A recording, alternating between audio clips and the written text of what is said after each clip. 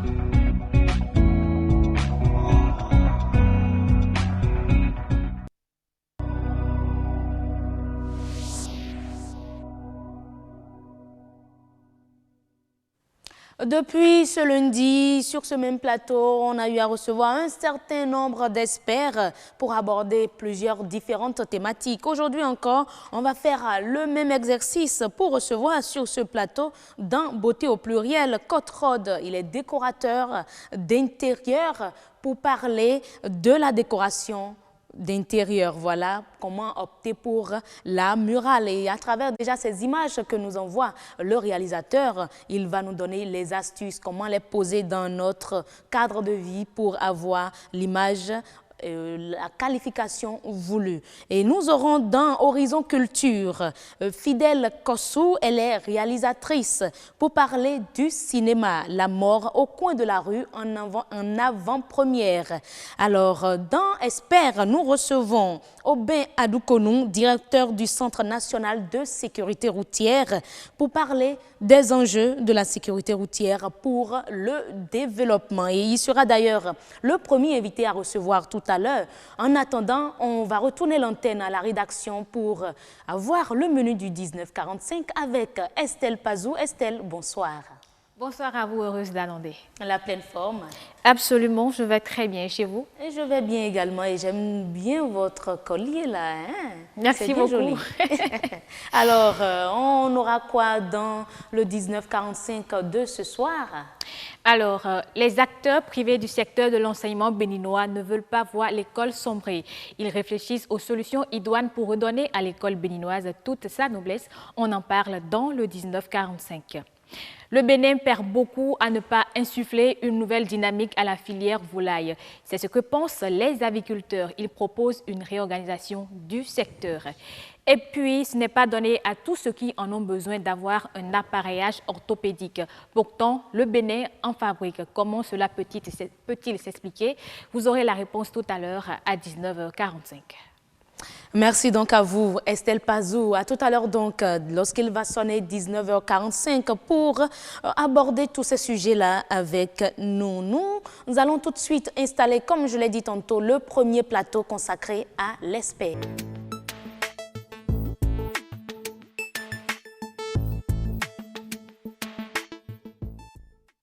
Nous sommes donc avec Aubin Adoukonou, directeur du Centre national de sécurité routière, pour parler de ce domaine-là, la sécurité routière, quel enjeu pour le développement. Alors, Monsieur Adoukonou, merci d'être avec nous ce soir. Bonsoir. Bonsoir, Madame la journaliste. Bonsoir, heureuse, tout simplement. Alors, sécurité routière, déjà, on en parle sur ce plateau, mais est-ce qu'on peut avoir une définition bien précise de la chose? Merci bien. Je voudrais d'abord faire observer que La sécurité routière est une thématique qui aujourd'hui a pris un enjeu mondial et parce que lorsque nous touchons les questions de facilitation des transports et l'analyse des coûts et issus des problèmes qui peuvent découler de la non-satisfaction, j'allais dire, des usagers en ce qui concerne les questions de protection, les questions de comportement, les questions d'aménagement de nos routes. Oui. Et ça appelle beaucoup à dire. Donc, je peux vous dire que l'OMS en a fait vraiment un dossier important. Et ça fait que dans tous les pays, aussi bien au niveau de la sous-région qu'au niveau à l'international, surtout, nous avions hissé la prévention routière, un peu comme des facteurs qu'il faut mettre en avant pour obtenir des résultats probants en termes de sécurité routière. Mais pourquoi l'OMS s'y intéresse comme ça? Oui, parce que lorsqu'on parle de la sécurité routière, c'est plusieurs facteurs, c'est plusieurs domaines d'intervention. Et c'est considéré comme une question de santé publique. Parce que lorsque un drame survient, dans les analyses en termes de facteurs économiques, et nous notons qu'il y a beaucoup de pertes, non seulement en vie humaine, et sur la chaîne d'intervention, vous allez voir, c'est tout un kyrielle d'acteurs. Les acteurs d'abord au niveau de la gouvernance.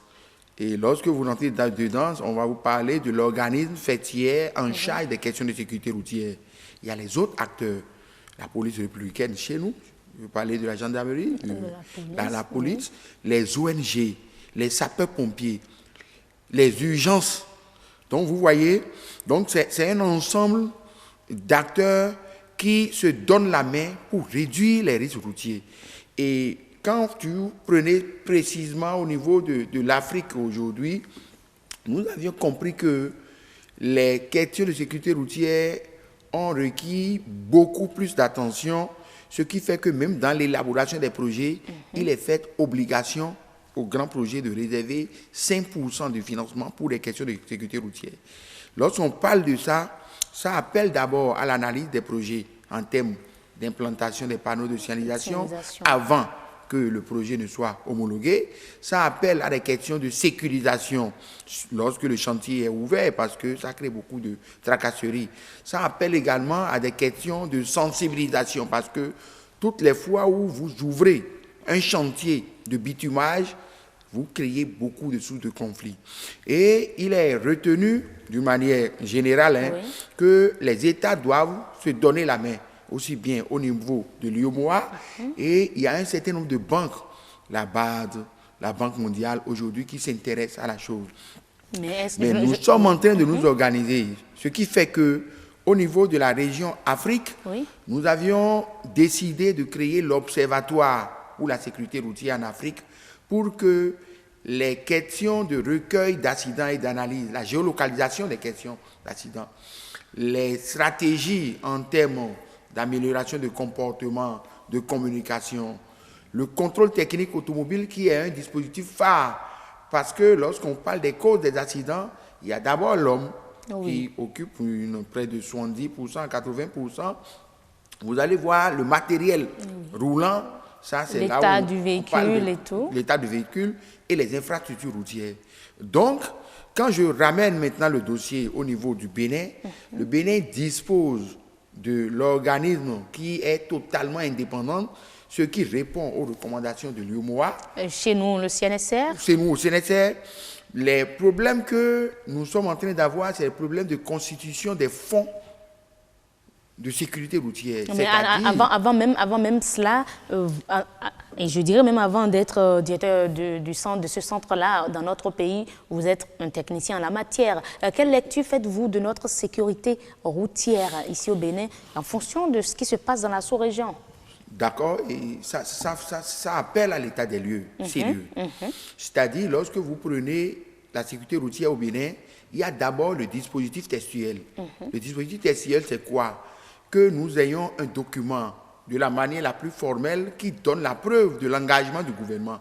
Le Bénin a essayé, mais ce document, pour des raisons politiques que vous connaissez, n'avait pas été validé avant que qui arrive, et nous avions décidé d'inclure l'ensemble des autres acteurs. Nous avions déjà le projet de communication, j'avais déjà dit la dernière fois, dans le point que nous avions fait de notre passage au CNSR, il y a ça qu'il faut mettre au pas. Mais le Bénin à l'opérationnel, quand vous prenez les régions de l'Iomoa, que ce soit le Sénégal, il y a par exemple les collectes des données d'accidents qui en réalité nous avaient été, et on nous a renforcé par les fiches BAC, c'est-à-dire c'est un logiciel que les Français nous avaient donné dans les années 2000. Mais de la sous-région, le Bénin est le seul pays qui a réussi à transformer cela et à l'adapter aux réalités. Ce qui fait que, du point de vue aujourd'hui, pays modèle, le Bénin fait partie des 4 pays de l'Afrique. Donc, le Bénin est beaucoup plus à l'opérationnel parce que pour formaliser les thèses, les gens s'y mettent beaucoup plus les questions d'intérêt personnel et non les intérêts généraux.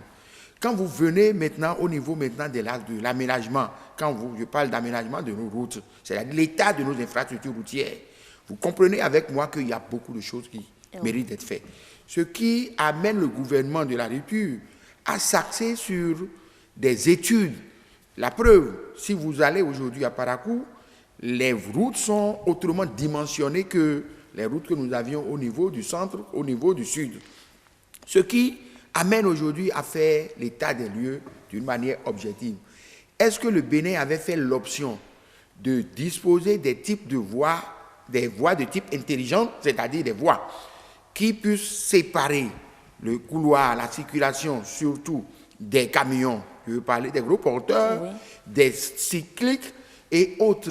Nous n'en avions pas. Il faut comprendre que c'est dans les années 2010 que la police a voulu quand même que nous puissions quand même être regardés. On en a quelques-uns, mais ce n'est pas encore suffisant. Donc, tout est à refaire. Lorsque nous aurions réussi à finaliser le contournement nord, la route des pêches, qui aujourd'hui a beaucoup avancé, lorsqu'on aura réussi à créer la route qui devait desservir à Papa, qui doit normalement jalonner, je veux parler d'un pont, passage à niveau, nous réglerons les problèmes de congestion que nous avions au Bénin. Or, lorsque la congestion y est, la sécurité routière prend de coup parce que c'est beaucoup de conflits qui se naissent. Et c'est ce qu'on constate actuellement. Merci.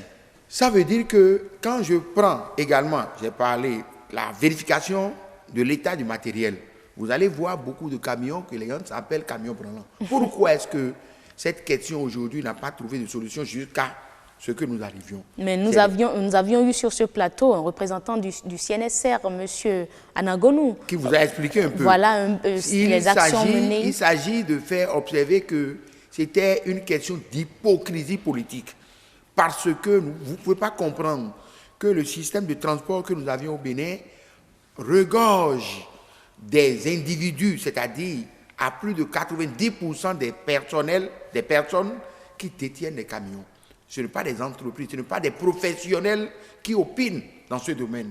Et ça a traîné pourquoi? Qui sont ceux-là qui opinent dans ce domaine si ce n'est pas des professionnels? C'est les individus. C'est un mécanicien qui arrive à s'acheter la tête, peut-être il fabrique son remède. Il a peut-être un oncle qui est peut-être directeur de cabinet ou bien un ministre, ou bien il a quelqu'un au port. Il se bat pour qu'on lui trouve les frais.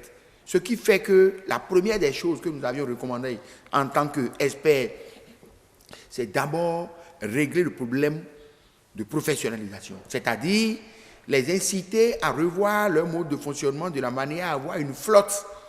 Et lorsqu'ils auraient réussi à satisfaire à cette condition, vous allez voir que facilement, ils bénéficieront des financements de la banque, des financements peut-être de l'État, parce que j'ai conduit moi-même, quand j'étais étudiant en la matière avec Boulajoul, avec un certain nombre d'experts en sécurité routière, quand je n'étais pas encore nommé, on a conduit des études.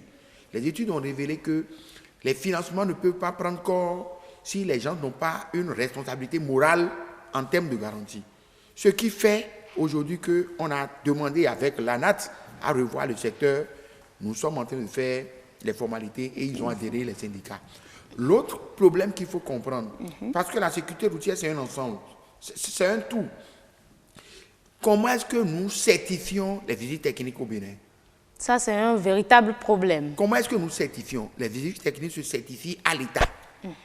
Est-ce que tous les véhicules qui bénéficient des visites techniques subi sévèrement les contrôles.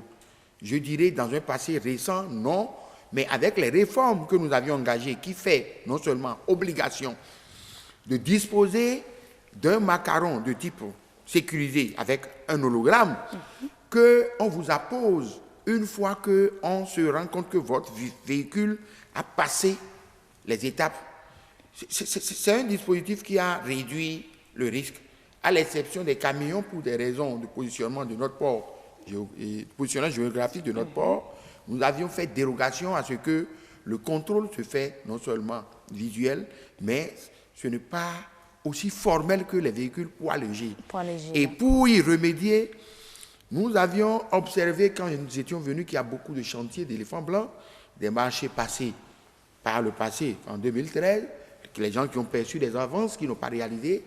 Et par voie du ciel, nous avions réussi tout au moins à leur rendre gorge. Ce qui fait que, sous peu, dans 3 mois, pour ne pas parler de 2 mois, vous verrez que le centre de Tango Vivier, je vous invite à aller visiter, s'il vous plaît, heureuse. Le centre de Tango Vivier est un centre complètement pavé qui dispose aujourd'hui du rôle équipé d'une manière vraiment moderne. Vous en verrez à Parakou, vous en verrez à Kobe. Ça fait 300, c'est beaucoup. Mais là, ça veut, si je ne vous arrête pas, mais si toutes ces attentions sont menées ou sont accordées à la sécurité routière, c'est que quelque part, ça participe largement au développement de la nation. Mais oui, qu'est-ce qui reste à faire aujourd'hui? Il y a quelque chose qu'il faut vous faire observer.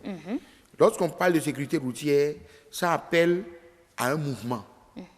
C'est-à-dire, lorsque le transport doit prendre un coup à cause de l'insécurité routière, le marchandise qui doit quitter un point A peut ne pas arriver à un point B.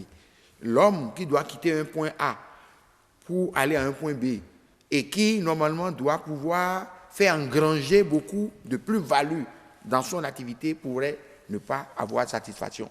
Donc, ça appelle à la question du développement. Je voudrais faire un clin d'œil pour vous dire que le Bénin, aujourd'hui, a compris qu'il faut se mettre au pas parce que nous avions hérité d'un système où les gens ne faisaient pas des études. Aujourd'hui, avec le nouveau gouvernement qui est là, tout s'accentue sur les questions d'études. On ne va pas faire le bilan de ce qui a été fait sous d'autres mandatures ou autres, mais dire précisément ce qui reste à faire. Ce qui reste à faire dépendra l'état exhaustif de ce qui avait été mal fait, nous permettrait d'obtenir un résultat probant pour ce qui reste à faire. Quels sont les points qu'il faut déjà attaquer aujourd'hui? Aujourd'hui, nous avions dit, routière. Le pilotage du système.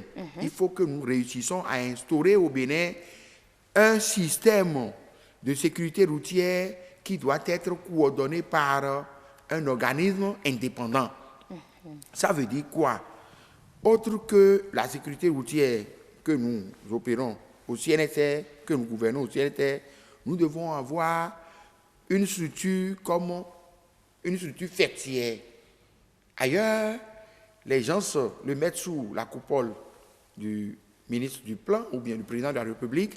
C'est un peu comme une organisation qui doit réunir tous les 3 mois et le CNSR et la police et les transporteurs et les urgentistes pour faire le point. Oui. Vous voyez un peu, donc il y a ça qui manque. C'est une recommandation, ça n'avait pas été fait, c'est fin prêt. Je vous ai déjà dit que je n'opine pas sans les tests. Aujourd'hui, d'ici juin, nous aurons asseoir ce dispositif. Deuxième chose, ça c'est le volet textuel. Les contrôles techniques que nous sommes en train de mettre aux normes avec les équipements et l'installation de ce dispositif, nous devons nous mettre beaucoup plus au sérieux. Nous devons refuser de prendre les dessous. Ça existe. Vous allez voir un agent du CNSR qui va en contrôle routier et parce que le monsieur n'est pas à jour et qu'on lui tente peut-être quelque chose, en complicité avec le force de l'ordre qui est là, ils sont prêts à laisser le véhicule. Donc, nous devons nous revoir et être fermes, rigoureux sur notre méthode de contrôle. Et là, on se demande alors la qualité, déjà au niveau moral, du personnel du CNSR. Non, c'est bon aujourd'hui parce que lorsqu'on a fait le point, en moins de 2 ans, la progression a été constatée de tout le monde. en matière statistique. Et il n'y a pas de viendrez prise pas de nous dire décision. le contraire sur ce plateau quand même. Non, non, ce que vous aviez constaté à l'ORTB, c'est ça qui est vrai, réel. C'est pas ce que quelqu'un whatsappien met là, c'est pas ça. La sécurité routière, c'est les statistiques. Et ça le existe aujourd'hui. On a les chiffres disponibles dans notre ça pays. existe. Nous travaillerons à ce que ça soit amélioré. Voilà. Parce que l'objectif, c'est d'avoir un taux zéro d'accident. Et on espère vraiment l'atteindre, cet objectif-là. Merci beaucoup, merci à vous. Voilà, le temps qui nous était imparti tire à Que sa Dieu vous fin. assiste, vivement que l'ensemble des autres acteurs nous accompagnent. Je vous remercie. Merci beaucoup, ça va se faire. On était donc avec Aubin Adoukonou, directeur du Centre national de sécurité routière, pour nous parler des enjeux de la sécurité routière pour le développement de notre pays. Après donc l'Espère, nous allons recevoir sur ce plateau Fidèle Kossou, réalisatrice dans Horizon Culture. Oui, vous voyez l'Espère en train de s'éclipser. Nous allons donc recevoir tout de suite l'invité de Horizon Culture.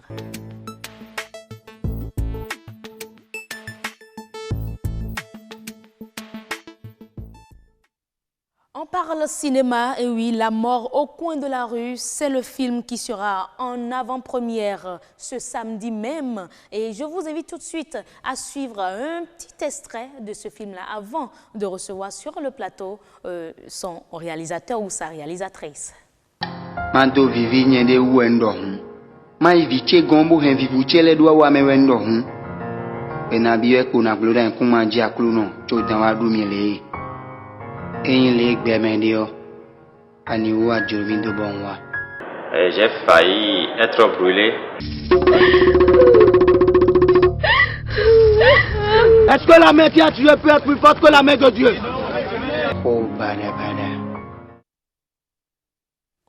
Voilà, il a failli être brûlé. Et oui, heureusement, je dirais. Nous recevons donc la réalisatrice de ce film dont vous avez eu tout de suite l'extrait, Fidèle Kossou. Merci d'être là ce soir. Bonsoir. Bonsoir, heureuse, et merci pour l'invitation. Alors, parlez-nous déjà de ce film-là. On a eu un petit extrait, pas grand-chose, 30 secondes à peine. Ça parle de quoi, La mort au coin de la rue? Alors, La mort au coin de la rue est un film qui parle d'un problème de société, qui parle de la vindicte populaire. Eh oui, on s'en doutait. Et voilà, mais pourquoi avoir choisi de faire un film là-dessus? Oui, un film sur la vindicte populaire parce que c'est un problème sérieux de la société sur lequel il faut mener un certain nombre d'actions. C'est un problème par rapport auquel il faut encore agir et pour trouver des solutions pour éradiquer, mettre un terme à ce problème ou carrément réduire considérablement la vindicte populaire dans notre pays, pas seulement au Bénin, mais également dans d'autres pays, parce que vous le savez, la vindicte populaire n'est pas l'apanage du Bénin. Du Bénin. Et là, si on comprend bien, c'est un film pour dénoncer le fait. Oui, c'est un film pour dénoncer, sensibiliser, parce que dans ce film, nous ne jetons pas tout de suite la pierre, mais nous identifions les responsabilités de chacun et proposons des solutions. Donc demain à l'avant-première, il y aura des séances de discussion où les participants pourront vraiment partager leur expérience sur la vindicte populaire et ensemble nous allons pouvoir discuter non seulement de la réalisation du film, des conditions de réalisation, mais également de ce problème-là qui est la vindicte populaire. Des participants qui vont parler de leur expérience, c'est-à-dire comme on a eu quelqu'un qui disait tantôt, bon, j'ai failli être brûlé. On aura des vraiment témoignages aussi vivants, c'est cela? Oui, celui qui a intervenu tout à l'heure, il a échappé de belle à la vindicte populaire et il n'est pas le seul dans le cas. Lui, il était innocent par exemple. Il y a eu d'autres personnes que nous avons eu à rencontrer, mais demain, ce serait vraiment avec tout le monde, des gens que nous connaissions, des gens que nous ne connaissons pas, avec le public, nous allons pouvoir vraiment échanger. Nous allons passer d'abord par les explications, parce que c'est trop facile de jeter la pierre, mais il faudrait essayer de comprendre, essayer de comprendre les expériences de chacun, ce qui pousse à la vindicte populaire, qui est responsable et qu'est-ce qu'on peut faire tous ensemble pour pouvoir réduire ce phénomène. Et comment le film a été réalisé? Parlez-nous un peu de la réalisation avant demain. Oui, oui, le film a été réalisé sur une longue période, je dirais, parce que nous avons démarré en 2016, ça fait bientôt 2 ans que nous avons commencé à travailler sur ce film et il y a eu les interviews, il y a eu une période de recherche pour identifier, vous avez vu des images d'archives, des témoignages, identifier les personnes ressources, négocier avec ces personnes, avoir le matériel pour le tournage. Donc tout ça a pris pratiquement 2 ans, mais on a pu finir quand même le film. Mais comment, je me demande, est-ce que vous êtes mis en contact avec des professionnels du domaine comme vous, des médias là, pour avoir ces personnes-là? Parce qu'on se demande, vous avez pu avoir celui-là par exemple, comment? Oui, je n'ai pas travaillé seule, j'ai travaillé avec toute une équipe. Il y a le cadreur, le preneur de son, c'est toute une équipe qui m'a accompagnée.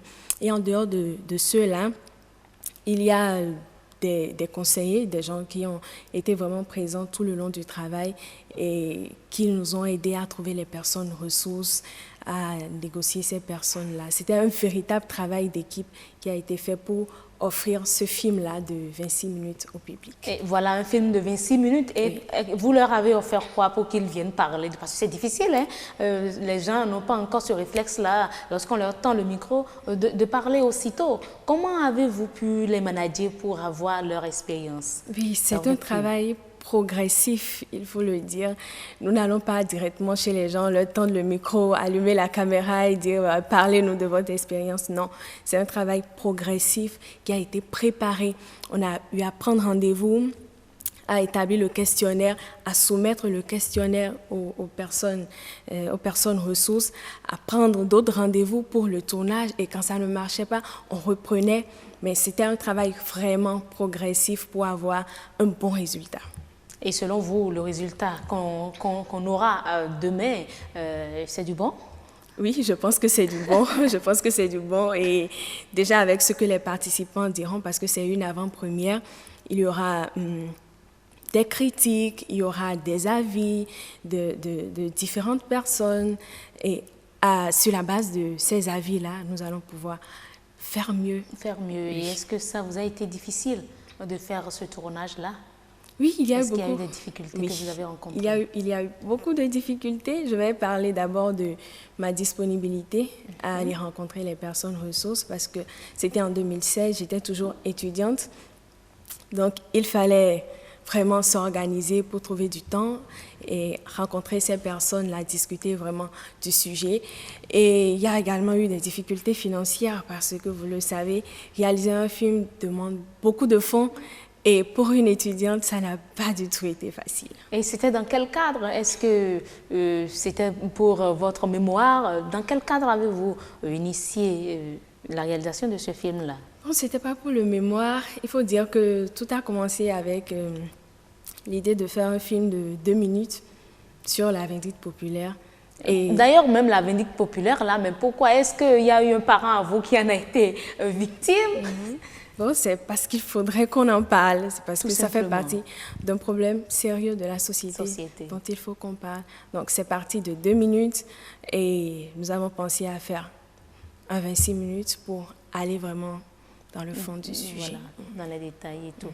Et ça va se passer alors comment demain? Parce que demain, comme vous l'annonciez, le film sera d'ailleurs en avant-première. Oui. Ça va se passer comment? Donc, demain, ce sera l'avant-première à l'espace Chief. C'est à l'avenue Stenmez, ce n'est pas du tout perdu, c'est la rue qui fait face à Ciné Vogue. Et nous allons démarrer à 19h rigoureusement.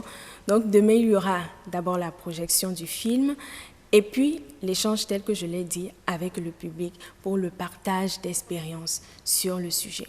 Et qui sont ceux qui sont attendus? Nous attendons tout le monde, nous attendons la population, nous attendons les cinéastes, nous attendons les cinéphiles, nous attendons tout le monde parce qu'il n'y a pas de projection sans le public. Donc nous aimerions que tout le monde soit là et qu'ensemble, nous puissions vraiment discuter de ce sujet. Et j'invite tout le monde à suivre le film parce que c'est aussi une manière de soutenir vraiment le cinéma béninois. Et il y a quelques jours, je dirais la semaine passée précisément, il y a eu le festival, la Biennale Festival Lagune Image. Et on aurait aimé avoir ce film-là. Oui, il faut dire que mon film précédent, le film que j'ai fait juste avant celui-ci a été sélectionné au Festival Lagune Images. Lequel? C'est Mon repos, ma vie, un film qui a été sélectionné au Festival Clap Ivoire 2017. Donc c'est ce film-là qui était en projection au Festival Lagune Images. On espère donc dans les éditions à venir du Festival Lagune Images avoir également La mort au coin de la rue. Pourquoi pas? Mais pourquoi ce titre-là? Ça choque, hein? La mort au coin de la rue. Là, il faut avoir peur, quoi. Mais pourquoi ce titre? Oui, La mort au coin de la rue, c'est parce que la vindicte populaire, souvent c'est au coin de la rue que ça se passe, c'est dans les rues, très souvent, et puis dans un coin en fait. Donc la mort, la vindicte populaire, la mort au coin de la rue. Juste à côté, dans un coin de la rue. Oui, je pense que le titre illustre parfaitement le phénomène. Et oui, ben, qu'est-ce que vous attendez? Parce que tout le monde, tous les cinéastes n'ont plus ce réflexe-là de mettre en avant-première le film avant qu'on les découvre dans les salles et autres. Pourquoi avoir opté pour cela? Oui, j'ai opté pour une avant-première parce que déjà j'aimerais que les choses se fassent dans les règles. Parce que c'est la règle normalement, c'est la règle. Oui, j'aimerais que les choses se fassent selon les règles. Et également que des personnes puissent venir parler de ce film, que des personnes puissent venir donner leur avis sur ce film, sur l'image, sur le son, sur la réalisation, et qu'ensemble nous puissions main dans la main travailler pour aider à l'avancement du cinéma. Du cinéma. Et qu'attendez-vous? Quelles sont vos attentes après projection? Oui, les attentes, c'est déjà de toucher le maximum de personnes et d'aider chaque personne à prendre ses responsabilités. Et ensuite, il y aura une plus grande séance de projection. Ce sera la première du film et des séances de discussion, des forums sur le sujet. Sur le sujet. Voilà. Et pour vous qui aviez pris 2 ans environ pour tourner un film sur la vindicte populaire, quel est votre avis sur ce phénomène-là? Alors, mon avis sur le phénomène... Après avoir écouté les témoignages, suivi les gens, ceux qui en ont été pratiquement victimes et tout, quel est votre avis sur la vindicte populaire? Oui, on ne peut pas encourager le phénomène de la vindicte populaire, mais il faudrait également écouter ceux qui sont amenés à ce niveau-là, parce que c'est un groupuscule de la population qui se retrouve là à pratiquer la vindicte populaire. Et c'est justement pour ça que j'aimerais que les gens viennent demain pour que nous puissions vraiment parler de ce sujet. Parler de ce sujet. Après, demain, on aura le film disponible ou comment? Ah, ça viendra là tout de suite. Là tout de suite, je ne pourrai pas donner une réponse exacte, mais après l'avant-première, il y aura une première et puis il y aura d'autres séances de projection par la grâce de Dieu. Par la grâce de Dieu, et oui. Merci déjà à vous, merci Fidèle Kosso pour déjà l'idée, l'initiative. Et on... D'accord, j'ai compris. J'échangeais en fait avec ma chef d'édition. Donc on parlait de ce film-là, La mort au coin de la rue. Et oui, ce sera en avant-première demain. Rappelez déjà le lieu et l'heure aux téléspectateurs. Ce sera en avant-première demain au Centre culturel Espace Chief. C'est à l'avenue Stenmez, c'est la rue qui fait face à Ciné Vogue. L'entrée est à 1000 francs et je pense que les tickets seront disponibles sur place. Sur place. Oui, et pour les personnes qui aimeraient réserver les tickets, est-ce que je peux donner des numéros? Très rapidement. D'accord, c'est le plus 229 97 45 51 61. Plus 229 97 45 51 61. Merci à vous. Je me permets de vous qualifier de jeune réalisatrice. Ça fait plaisir, ça fait plaisir d'avoir des personnes, des jeunes comme ça qui évoluent, qui émergent dans leur domaine, dans leur secteur d'activité. Et bon vent. Merci beaucoup. Merci. Alors, on va laisser partir Fidèle Kosso, réalisatrice qui nous parlait de La mort au coin de la rue, son film qui sera en avant-première demain. Et pour recevoir notre invité de beauté au pluriel.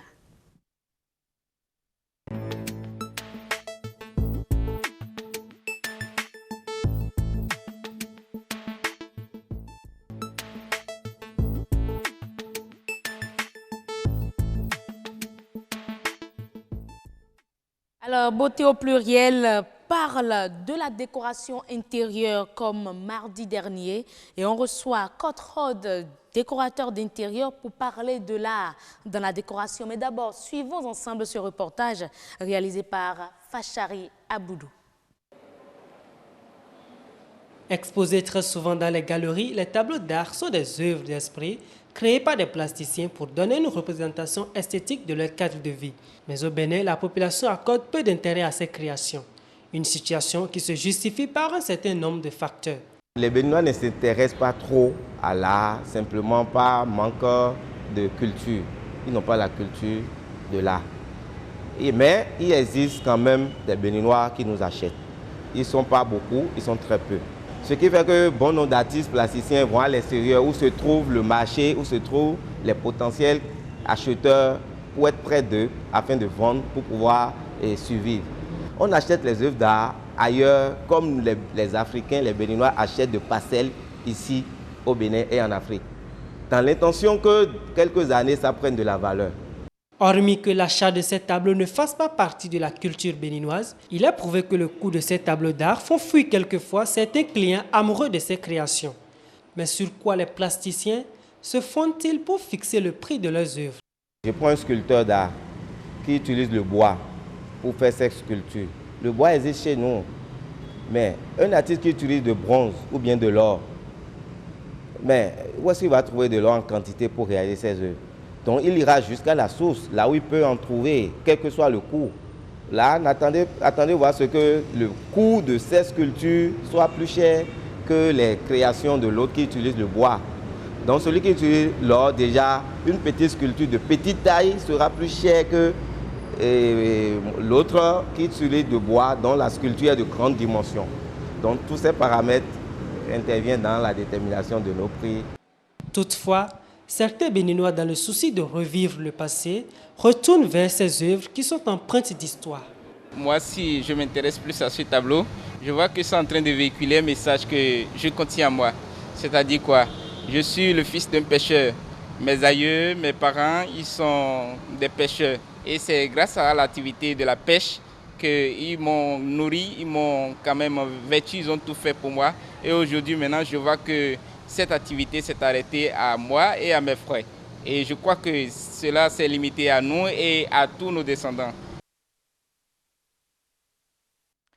Et voilà, on retrouve donc sur le plateau Cote Rodé, décorateur d'intérieur, pour parler de l'art dans la décoration. Cote, merci d'être là ce soir. Bonsoir. Bonsoir. Vous étiez avec nous ce mardi. Tout à fait. Et on a parlé du sujet. On revient maintenant pour présenter l'art. Quelle importance de l'art dans la décoration? Alors, est-ce que l'art revêt réellement une importance dans la décoration? Oui, tout à fait. L'art revêt une importance capitale dans la décoration. Pour moi, capitale même? Capitale. Je dirais même que le fondement de toute décoration, c'est l'art. Parce que là, c'est juste le canal par lequel nous exprimons une idée. Nous rendons tangible une idée. Donc, la décoration, c'est une pensée que l'on exprime à travers des matières tangibles. Et c'est ce à quoi constitue l'art.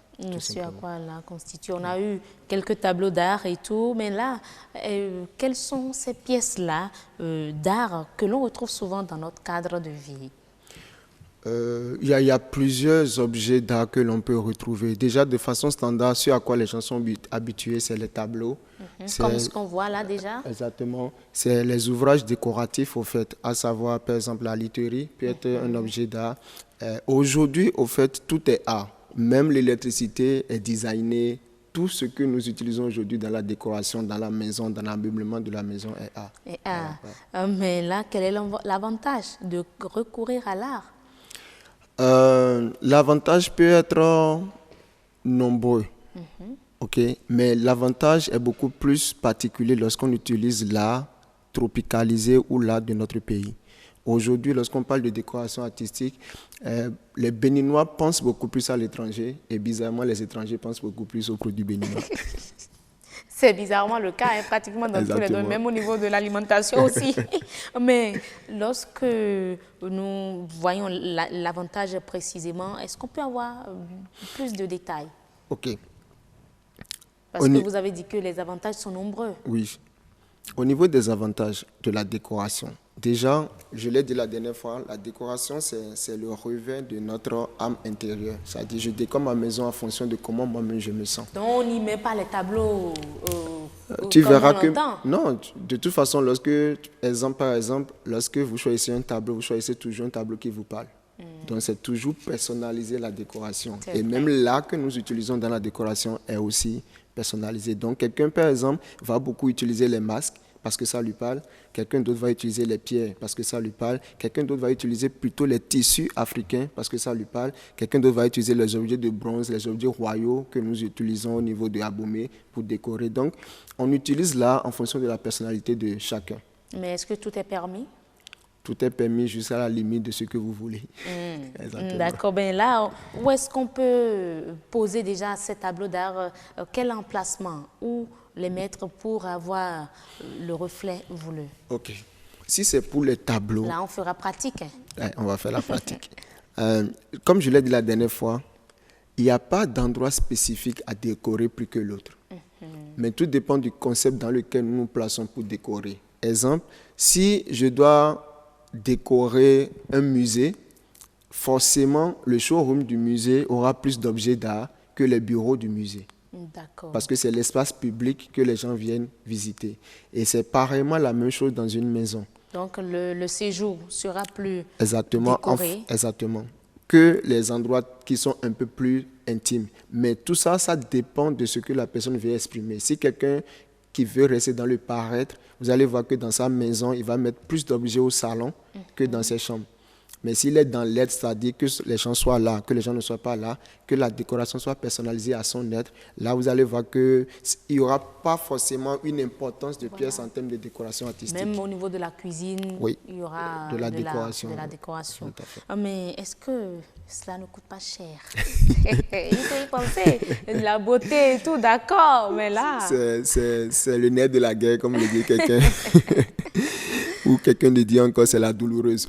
Oui, le cahier de charge a un impact forcément sur le coût. Et maintenant, en termes de décoration artistique, les coûts, au fait, on pourra dire qu'une décoration artistique est chère en se basant sur 3 paramètres différents. Le premier paramètre, c'est le coût d'achat de l'objet d'art. Le deuxième paramètre, c'est le coût d'installation de l'objet d'art. Et le troisième paramètre, c'est le coût d'entretien de l'objet d'art. Les deux dernières voilà, m'intéressent plus. Le coût d'installation. Oui.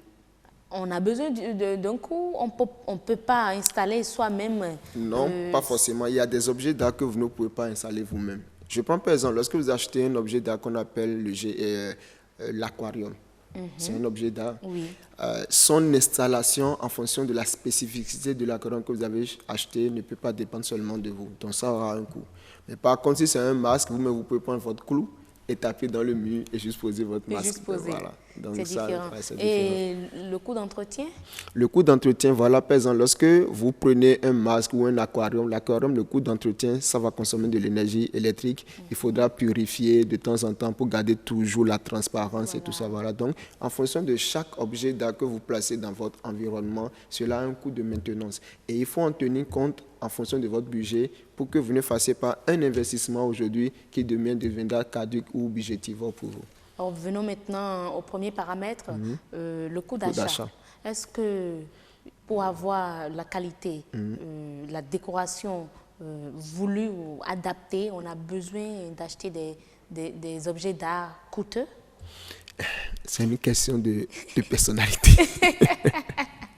La réponse à cette question va toujours revenir à une question de personnalité. Oui. C'est un peu comme s'habiller au fait. Il y a des personnes qui, pour s'habiller, tant qu'ils n'ont pas porté un vêtement de 1 million, ils ne se sentent pas habillés.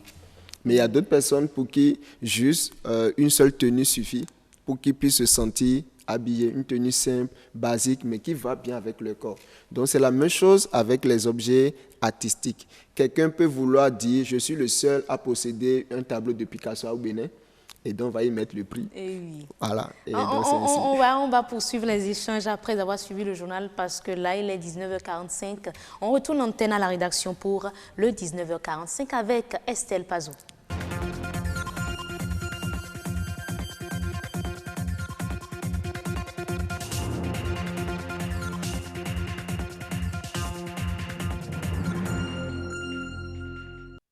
Il est 19h45. Mesdames, Messieurs, bonsoir. Voici les titres de l'actualité de ce 2 mars 2018.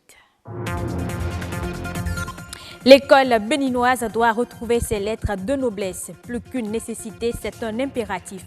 Conscients, les acteurs privés de ce secteur se sont retrouvés pour jeter de nouvelles bases pour le rayonnement de l'enseignement supérieur. Le secteur de la volaille pourrait davantage contribuer à l'économie béninoise. Il faut tout simplement réorganiser la filière. C'est du moins ce que préconisent les aviculteurs. Et puis, même s'ils sont disponibles au Bénin, les appareillages orthopédiques ne sont pas à la portée de toutes les bourses. C'est le constat fait par Heureuse Danondé.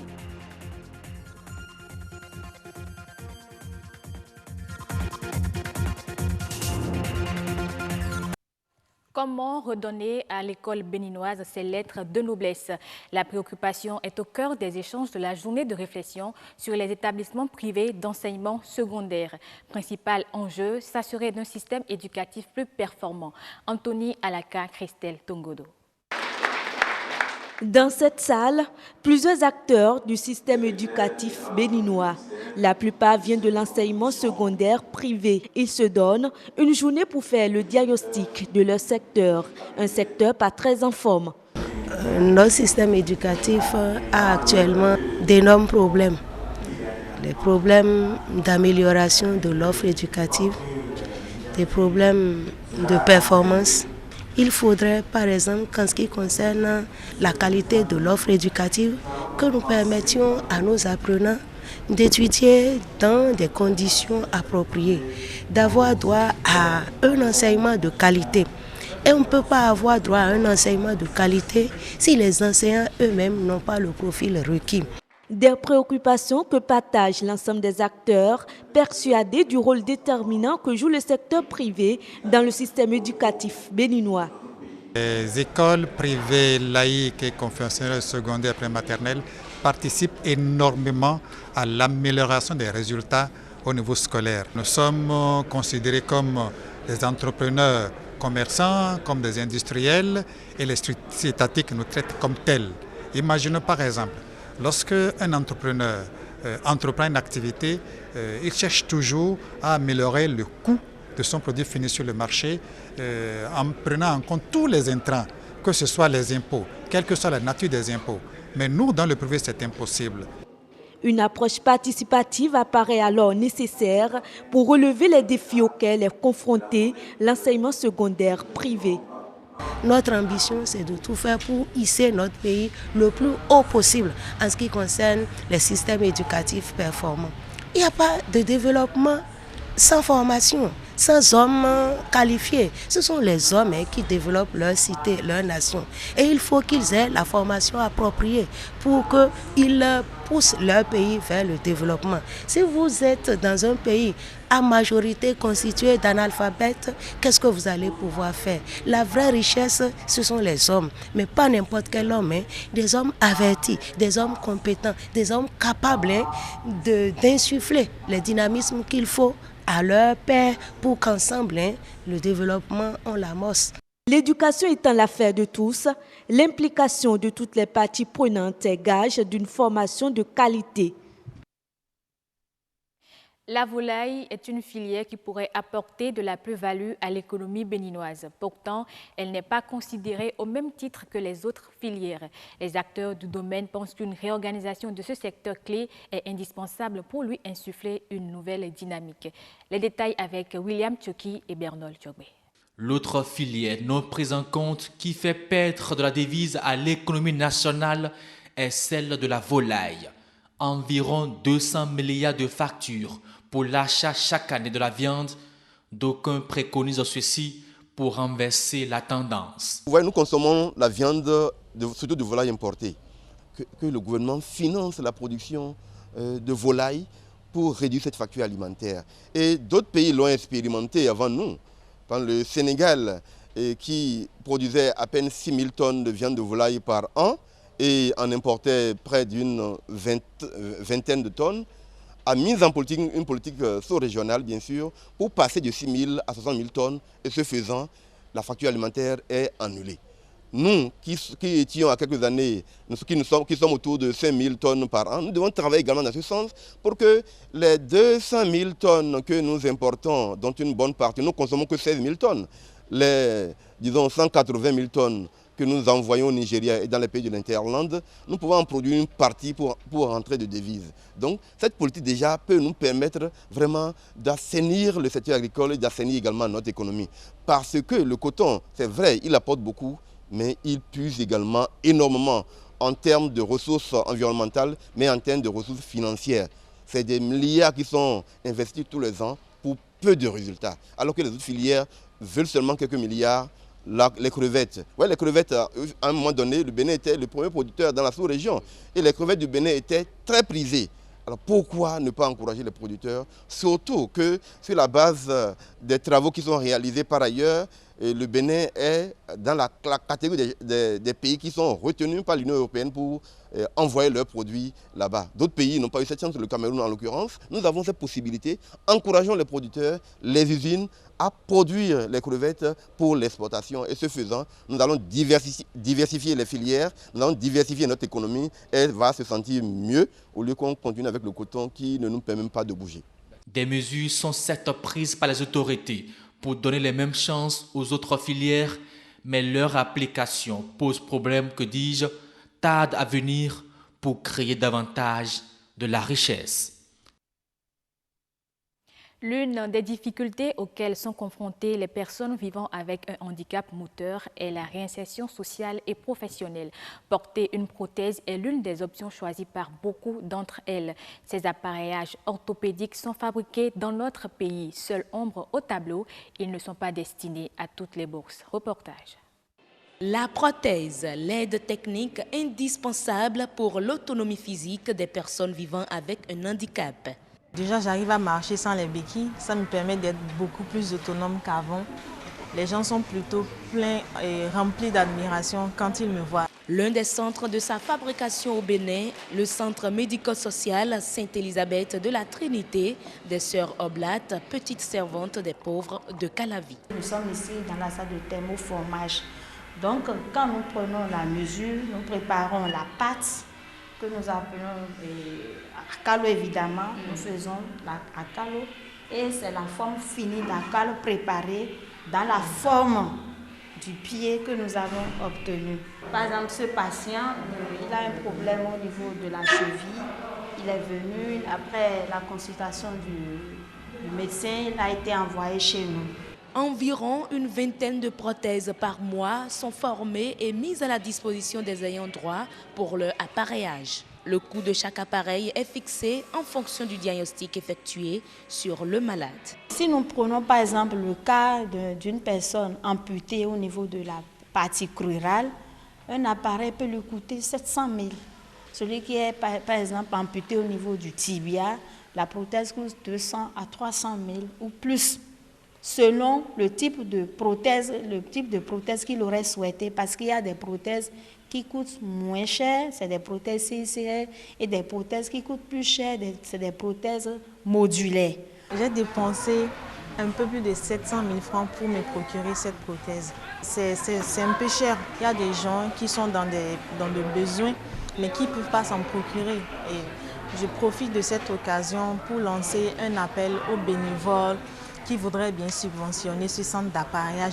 200 à 600 000 francs CFA au moins pour se faire une prothèse. Les malades ayant par exemple les 2 membres inférieurs amputés payent alors le montant double, soit environ 400 à 1 500 000 francs CFA renouvelables. Les appareils sont alors fabriqués sur commande car de la matière première au plus petit instrument tel que les vis, toutes les pièces viennent de l'étranger et la prise en charge n'est pas encore gratuite au Bénin.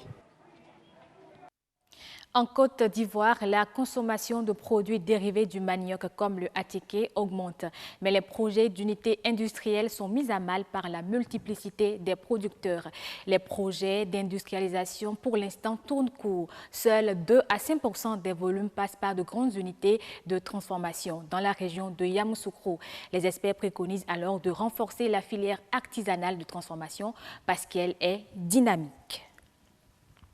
Entre août 2016 et février 2018, le Cameroun a perdu en recettes douanières.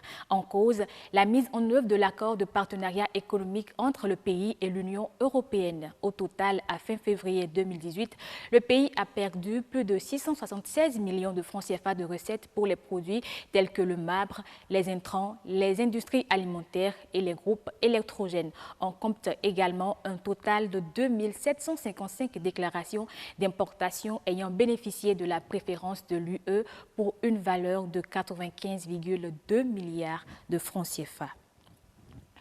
Hugo Claus, icône de la culture belge d'expression néerlandaise, dévoile ses multiples facettes d'artiste au goût prononcé pour la provocation dans une exposition. Elle a ouvert ses portes au public mercredi dernier à Bruxelles pour le 10e anniversaire de sa mort. Reportage.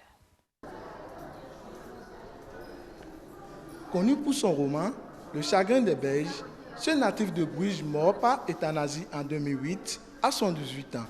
Il a été également peintre, cinéaste et poète dramaturge à Stendhal. Il n'était pas une figure académique et il voulait vivre la vie d'un vrai jeune homme dans les années 50. Alors, il a beaucoup bu. Il a voyagé un peu. Il ne voulait pas que ses connaissances proviennent uniquement de ses lectures, malgré qu'il était écrivain. Je les ai tous lus, ces livres. J'ai grandi avec jusqu'au jour de sa mort. Je savais qu'il allait mourir, mais j'espérais que ce ne soit pas vrai.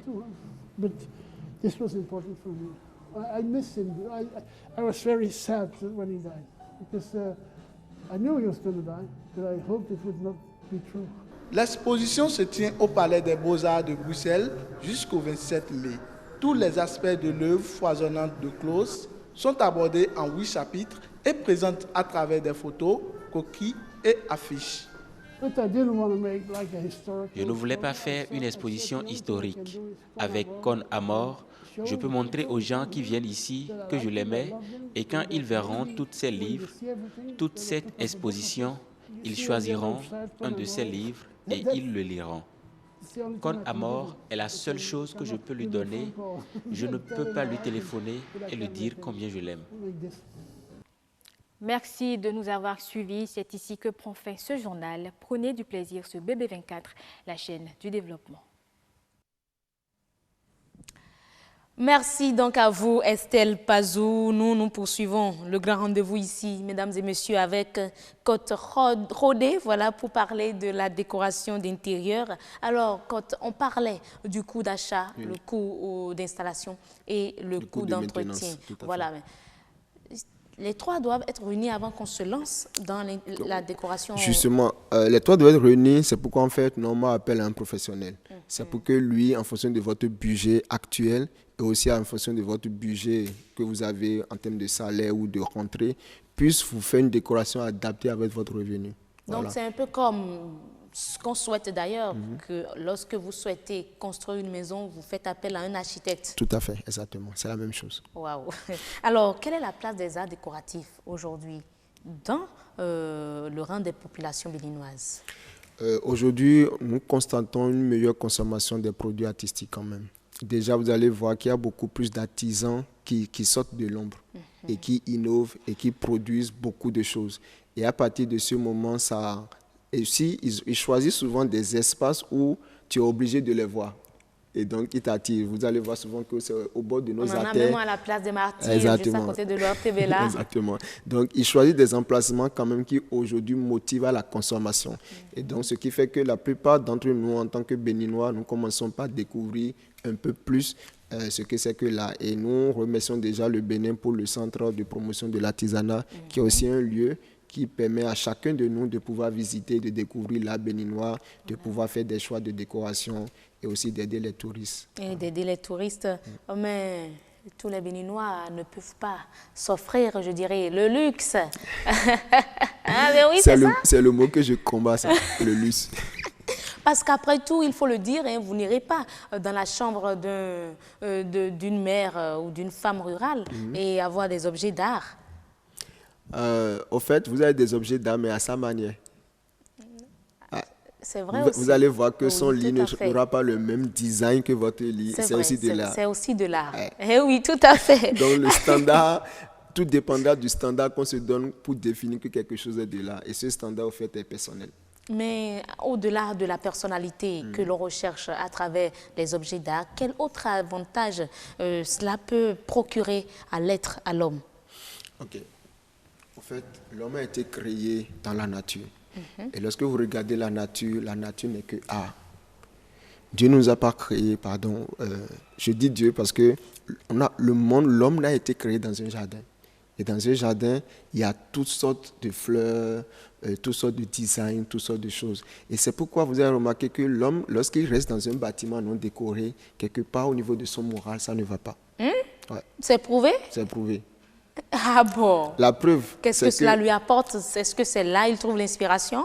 Non, ce n'est pas forcément ça, c'est parce que son être en a besoin. De découvrir l'art, d'observer l'art, de vivre l'art. Et l'art est personnel, c'est ça que je dis. C'est toujours personnel. La manière dont nous concevons chacun l'art est personnalisée. En fonction de notre vécu, en fonction des endroits que nous avons visités, en fonction de notre environnement le plus proche. Le plus proche, ben, franchement. En vous entendre parler, il faut s'investir dans ça, quoi, pour vous faire vivre également, vous, les décorateurs d'intérieur. Mais vous aviez parlé tantôt de l'art béninois qui prend de l'ampleur, les artistes plasticiens, autres qui sortent de l'ombre. Mais est-ce que l'art béninois est propice à la décoration intérieure? C'est un bijou.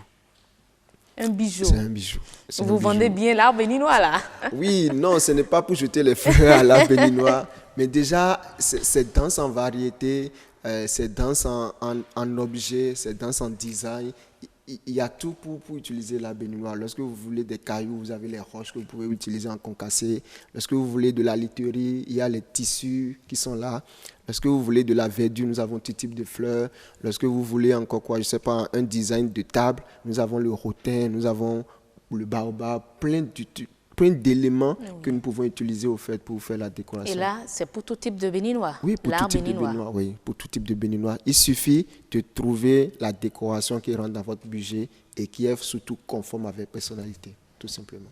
Et si je m'en tiens à vos propos, on peut décorer toutes les parties de notre cadre de vie, tous les coins de notre cadre de vie. Tout. Merci beaucoup, Rodé, voilà, pour avoir apporté ces précisions-là sur ce plateau. On parlait donc de la décoration d'intérieur. Et oui, il faut de l'art. Et c'est même de l'art, la décoration en elle-même est de l'art. Merci et bon week-end. Merci beaucoup. Parce que là, on est vendredi, il n'y a rien de prévu pour ce week-end? Oh, beaucoup d'activités déjà planifiées. Professionnelles? Professionnelles toujours. Et voilà, merci beaucoup, Rodé Cotte, voilà, pour être passé sur ce plateau ce soir. Merci, c'est mon devoir. Alors, mesdames et messieurs, le dernier plateau du grand rendez-vous, c'est ActuWeb.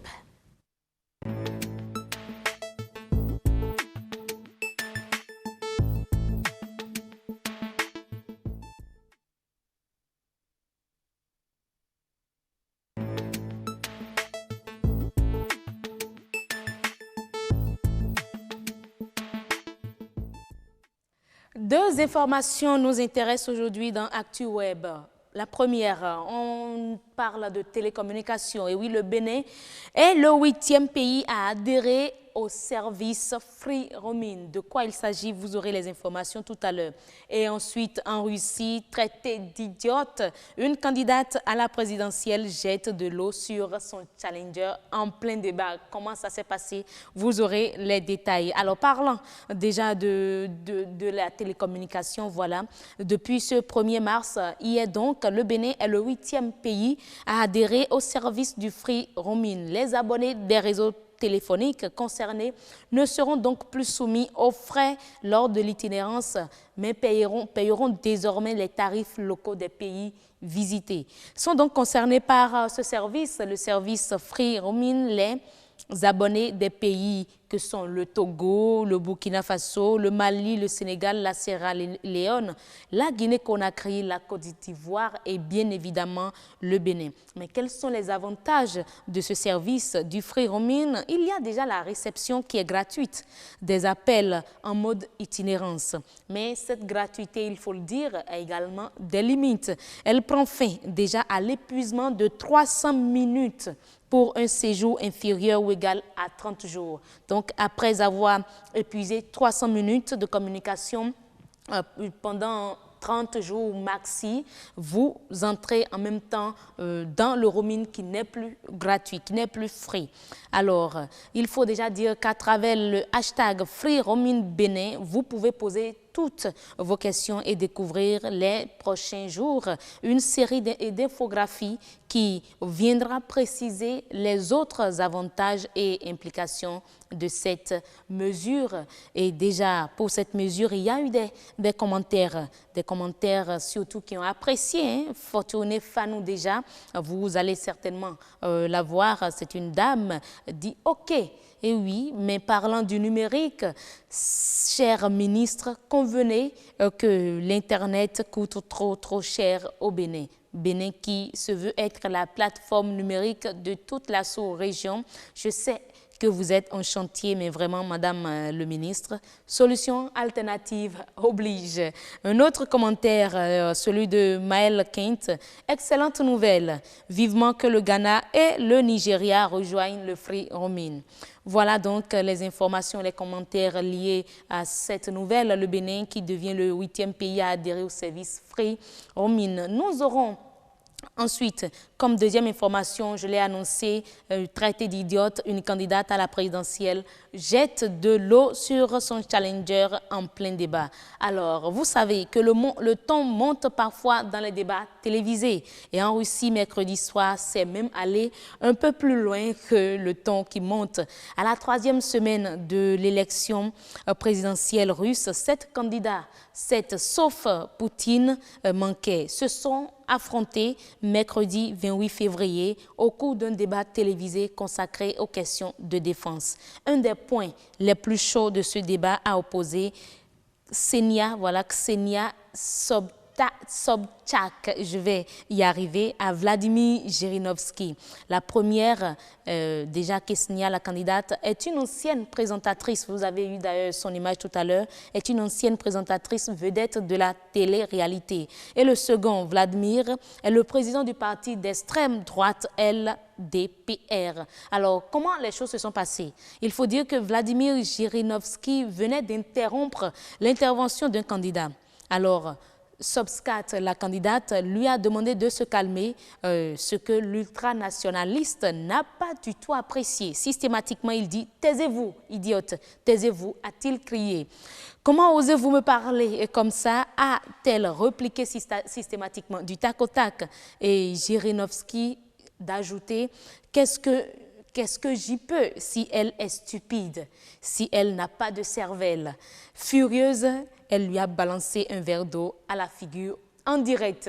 Et voilà, vous avez eu certainement la vidéo parce qu'il y a une vidéo qui vous présente un peu comment les choses se sont passées. Et il faut tout simplement dire que ces débats entre candidats pour les présidentielles et autres nous montrent souvent la vraie face de ces candidats, de ces futurs présidents et futures présidentes que nous avons. C'est donc tout pour ActuWeb.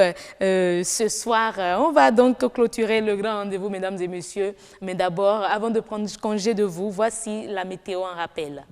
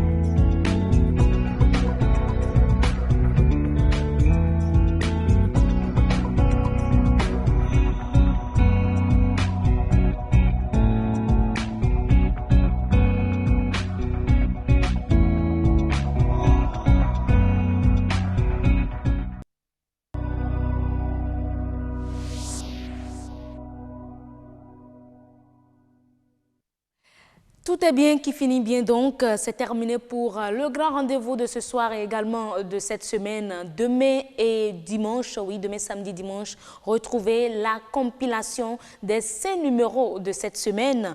Mais également, vous pouvez vous rendre sur ortb.bj pour suivre l'émission Le Grand Rendez-vous. On remercie déjà toute l'équipe technique, conduite de main de maître par Gilles Armel Gaïrin, le réalisateur de cette semaine. Je ne vais pas oublier Igor Ayosso, qui est resté à la caméra tout au long de la semaine. Robles Avuzoukan à l'infographie, Gauguin Enoch et Gaëtan pour le son. On remercie également mes chefs d'édition de ce soir, Kemal Awissou et Destonia. Merci à vous, mesdames et messieurs. On se dit à très bientôt.